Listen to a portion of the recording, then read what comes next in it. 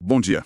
Hoje é sexta-feira, 6 de fevereiro de 2026, e o mercado acordou com aquela sensação de ressaca, sabe? Totalmente. O clima geral é de aversão ao risco, o famoso risk-off. Exato. E a nossa missão aqui hoje é mergulhar nessa teia de tensões, que é bem complexa, para entender o que está movendo as peças no tabuleiro global. E claro, como isso tudo reverbera aqui no Brasil. Pois é. Na pauta, a gente tem um verdadeiro terremoto no setor de tecnologia, uma nova guerra fria dos minerais entre Estados Unidos e China, E os bancos centrais que estão num dilema enorme. sem falar no nosso próprio cenário político-fiscal. E para coroar o dia, tem aquele evento que pode mudar tudo em minutos, o relatório de empregos dos Estados Unidos, o payroll. É um ótimo ponto de partida. E eu diria que o dia de hoje é sobre conectar os pontos, sabe? Sim. A ver com a bolsa na Ásia.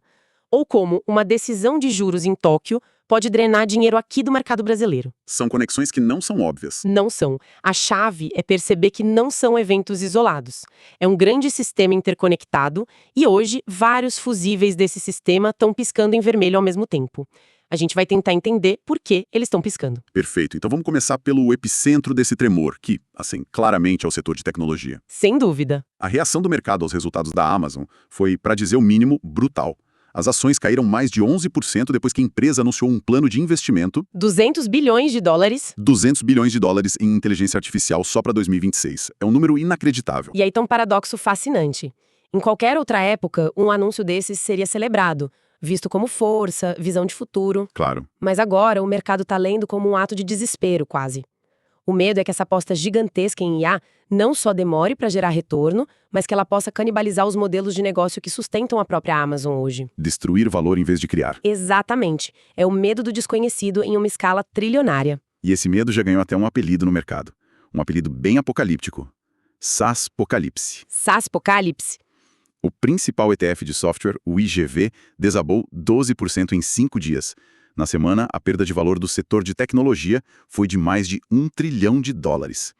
Empresas que eram pilares tipo Oracle, Salesforce, viram as ações despencarem quase 30%. É uma sangria. E o que está por trás desse termo é uma crise de identidade para o setor.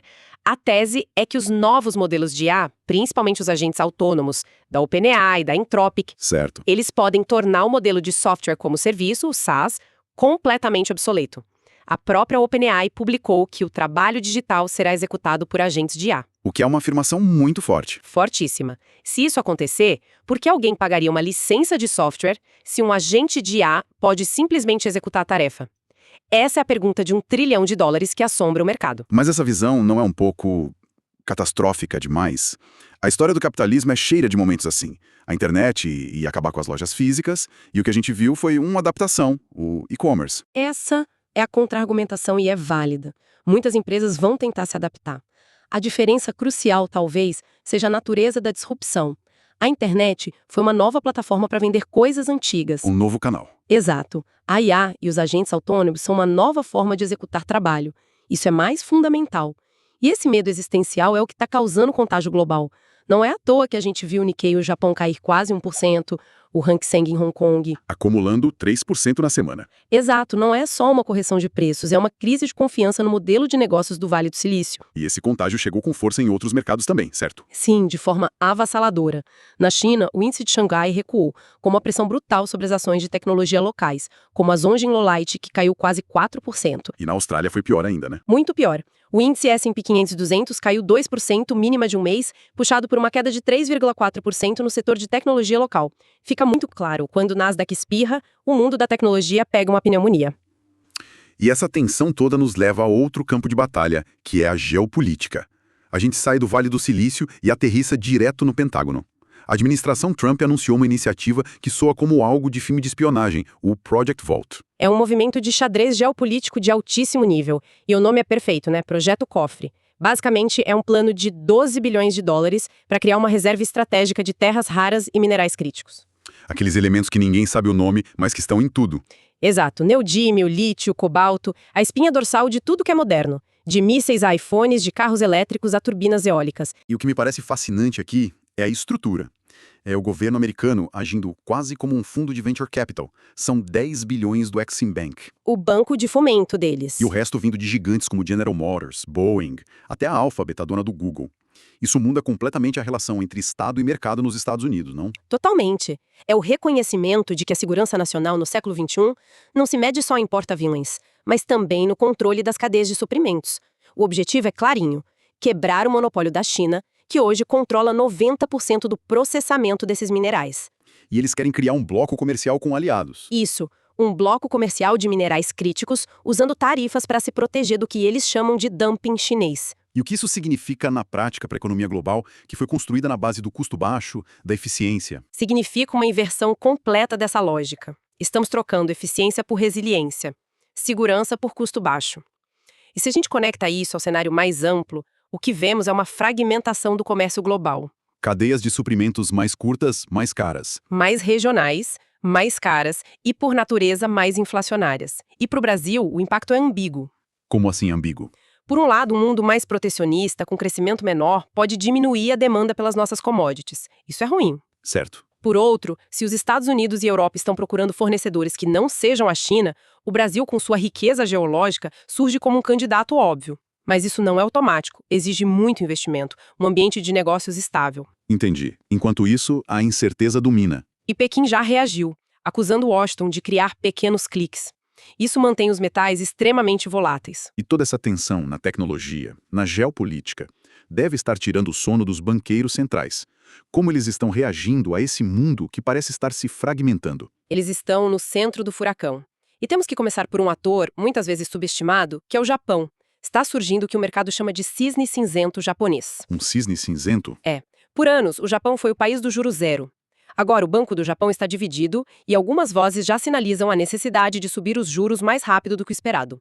O iene já atingiu a mínima de 18 meses. E por que uma mudança de juros no Japão importa tanto para o resto do mundo? Porque os investidores japoneses são os maiores credores do mundo, os maiores exportadores de capital.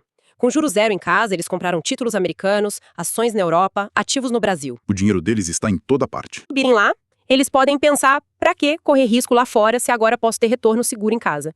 Isso seria uma venda massiva de ativos globais para trazer o dinheiro de volta. É como se a maré de capital começasse a recuar. Exatamente. A maré recuando de volta para a praia japonesa, drenando a liquidez de todos os outros mercados. Que imagem poderosa. E enquanto o Japão ameaça puxar o dinheiro de volta, nos Estados Unidos, o dinheiro parece que vai ficar bem mais caro. Temos o efeito Warsh. Sim, Kevin Warsh, o novo presidente do Fed, tem uma reputação de ser muito mais duro com a inflação, um hawk.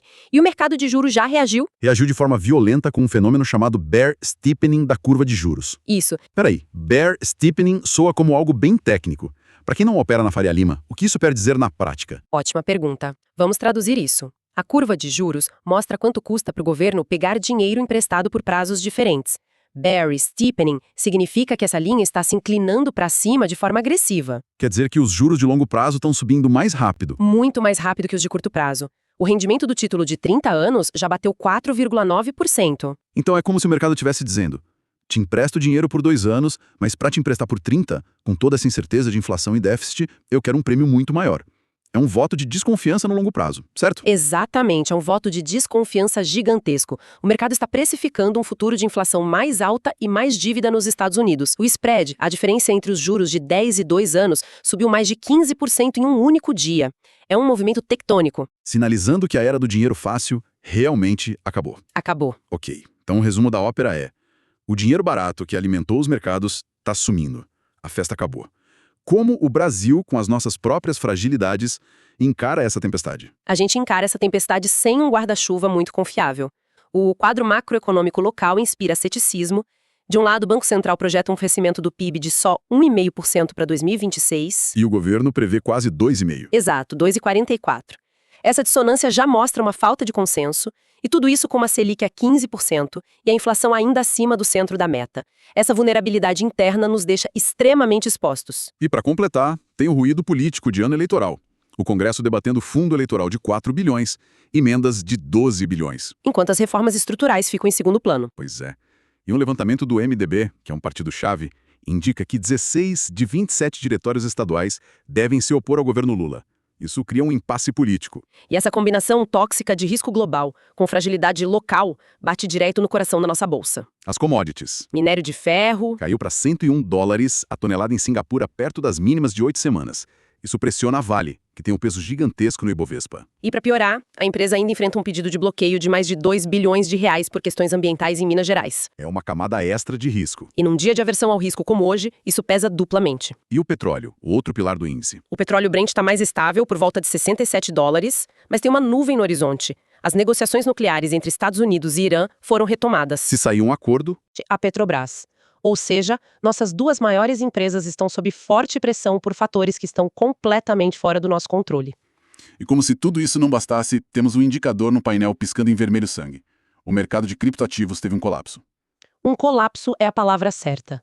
O Bitcoin despencou mais de 15% em 24 horas, caindo para casa dos $60 mil. É uma queda de mais de 50% desde o pico. Uma destruição de valor brutal, que chegou a $125 mil em 2025. E o mercado cripto, que muitos veem como um universo à parte, muitas vezes funciona como um canário na mina de carvão para a liquidez global, não é? Exatamente. A lógica é relativamente simples. Os mercados de cripto são os que têm mais alavancagem, mais especulação. São a ponta mais arriscada do espectro. Os primeiros a sentir o aperto. Exato. Quando o custo do dinheiro, ditado pelos juros americanos, começa a subir, esses são os primeiros mercados a quebrar. E quando os ativos mais frágeis capitulam, é um sinal de alerta de que a onda de aversão ao risco pode transbordar para os mercados tradicionais. E todo esse cenário de tensão máxima nos leva ao grande evento do dia. O payroll, que sai às 10h30 da manhã. É o fiel da balança. Sem dúvida. É o dado que pode confirmar ou reverter todo o sentimento do mercado. A projeção é de 67 mil vagas. O que está em jogo é interpretação. E aqui entramos numa situação delicada, onde boas notícias podem ser más notícias. E más notícias também podem ser más notícias. Exato. Explica melhor essa sinuca de bico. Se o número vier muito acima, digamos, mais de 80 mil vagas, o mercado vai ler como um sinal de que a economia americana continua superaquecida. E o Fed vai ter que ser mais duro. Isso. Dólar mais forte no mundo, pressão vendedora aqui. Por outro lado, se o número vier muito abaixo, tipo menos de 40 mil, o medo muda da inflação para recessão. O que também gera fuga para a segurança do dólar. E também prejudica mercados emergentes. O cenário ideal, o pouso suave, seria um número muito próximo dos 67 mil. Qualquer desvio grande para cima ou para baixo promete uma volatilidade extrema. Resumindo o dia, então. Alta tensão. Um cenário pintado com a cor da ansiedade sobre o futuro da tecnologia, o redesenho geopolítico, o fim do dinheiro barato e as nossas próprias fragilidades. É isso. O viés técnico para hoje parece claro. Pressão vendedora no nosso mini índice e compradora no mini dólar. Com todas as fichas e olhos voltados por que o payroll vai nos dizer. A tese central que amarra tudo isso é que o custo de capital mais elevado nos Estados Unidos está forçando uma reavaliação global do risco. O preço do dinheiro é o preço de todo o resto, e esse preço está subindo. Perfeito. E para deixar uma reflexão final, essa discussão sobre o SaaSpocalypse levanta uma questão muito mais profunda. Se os agentes de IA realmente começarem a executar a maior parte do trabalho digital, como a OpenAI sugere, não estamos falando só de uma correção na bolsa. É uma mudança de paradigma. Software que a gente usa todo dia se torna obsoleto não por um software melhor, mas por uma inteligência que simplesmente o dispensa.